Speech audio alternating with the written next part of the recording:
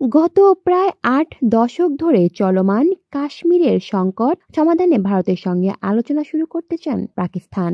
দেশটির প্রধানমন্ত্রী শাহবাজ শরীফ এই ইস্যুতে পাকিস্তানের অবস্থান স্পষ্ট করেছেন। সেই সঙ্গে আলোচনা শুরুর পরিবেশ সৃষ্টি করতে কাশ্মীরের পূর্বে স্বায়ত্তশাসিত রাজ্যের মর্যাদা ফিরিয়ে দিতে নয়াদিল্লিকে আহ্বান জানিয়েছেন শাহবাজ। বুধবার পাকিস্তান অধিকৃত আজাদ কাশ্মীরের বিধানসভায় বিশেষ সেশনে ভাষণ দিয়েছে শাহবাজ। সেখানে তিনি বলেন, আমরা কাশ্মীর সহ অন্যান্য যাবতীয় সমস্যা আলোচনার মাধ্যমে সমাধান করতে চাই। ভারতের উচিত 2019 সালে 5ই আগস্টের চিন্তাভাবনা থেকে বেরিয়ে আসা এবং জাতিসংঘের প্রদান করা প্রতিশ্রুতি অনুযায়ী সংলাপের জন্য এগিয়ে আসা। 2019 সালের ফেব্রুয়ারিতে কাশ্মীরের পুলওয়ামায় ভারতের আধা সামরিক বাহিনী সেন্ট্রাল রিজার্ভ পুলিশ ফোর্সের গাড়িতে লক্ষ্য করে একটি আত্মঘাতী বোমা হামলার ঘটনা ঘটে।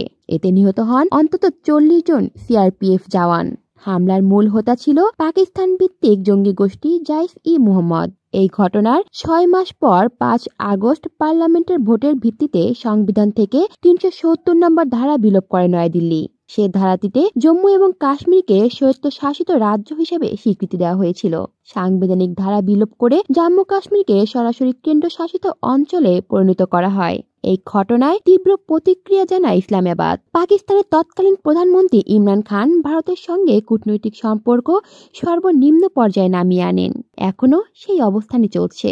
কলি শিকদার, বাংলা নিউজ নেটওয়ার্ক।